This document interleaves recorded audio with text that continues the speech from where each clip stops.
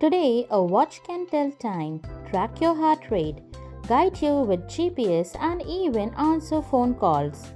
But there was a time when wearing a wristwatch was considered too feminine for men. Then came war. Soldiers who strapped watches to their wrist were first mocked, but soon discovered that those few saved seconds could mean the difference between life and death. Today, the world's most expensive watches sell for millions of dollars, even though almost everyone already has a time on their smartphone.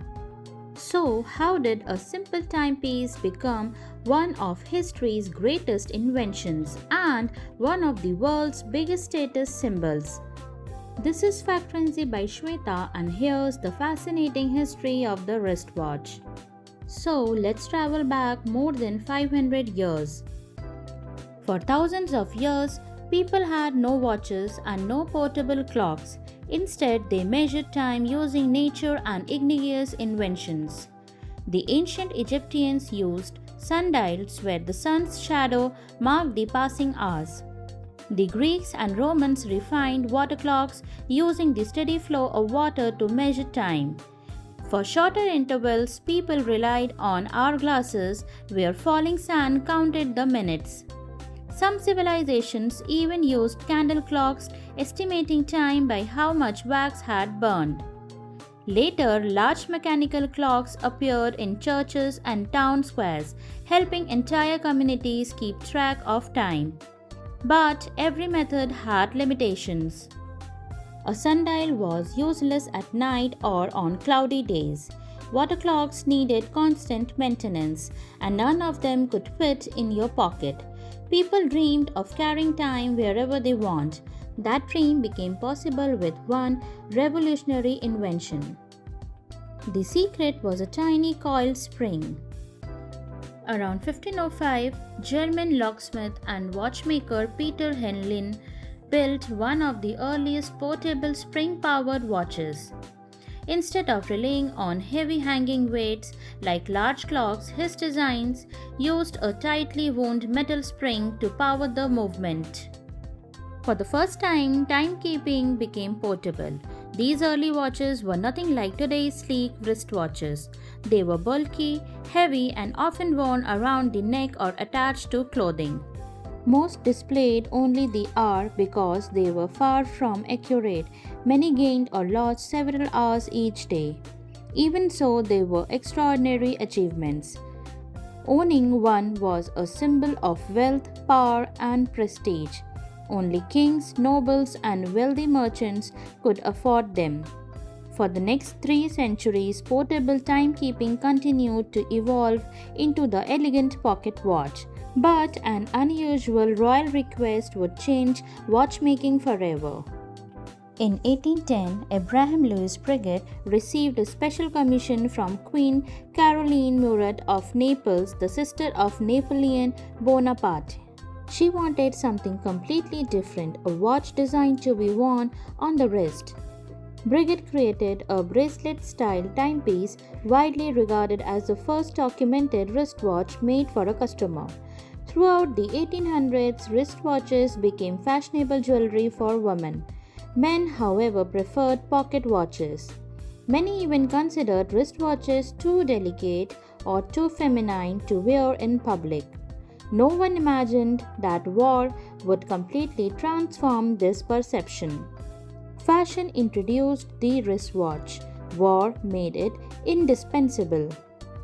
The turning point began during the Boer War, when some British officers strapped pocket watches onto leather bands for quicker access. But it was World War I that truly changed history. Modern warfare demanded perfect timing. Coordinating attacks, artillery fire, and troop movements required soldiers to check the time instantly, without taking a hand off their weapon. Pocket watches were simply too slow. Manufacturers responded by producing rugged trench watches with wrist straps, protective metal grills over the crystal, and luminous hand that could be read in the dark. The wristwatch proved faster, safer, and far more practical when millions of soldiers returned home after the war.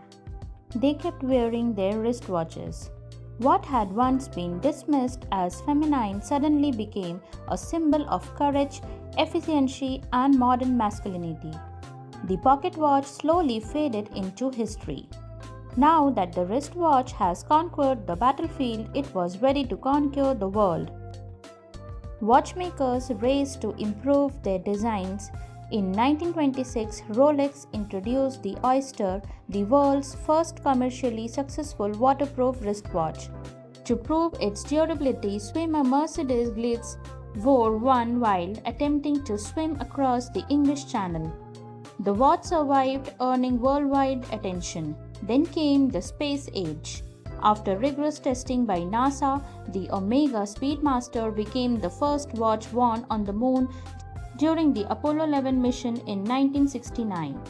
That same year, another breakthrough changed the industry forever.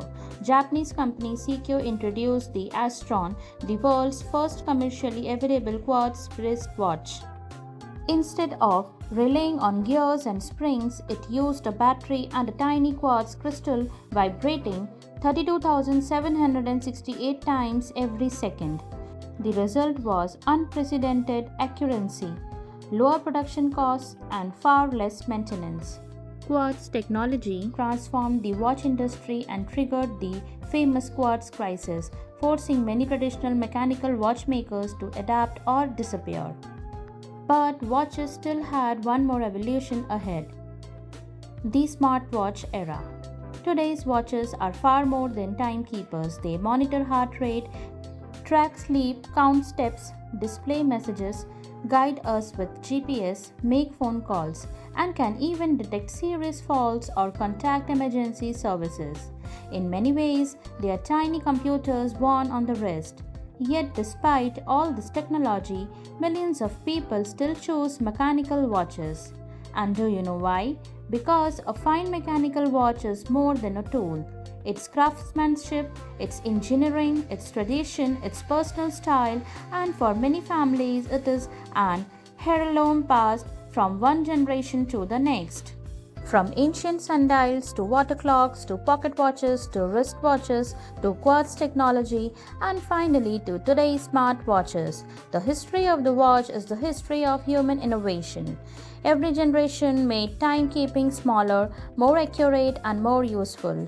So the next time you look at your wrist, remember you're wearing centuries of invention, science, craftsmanship, and history.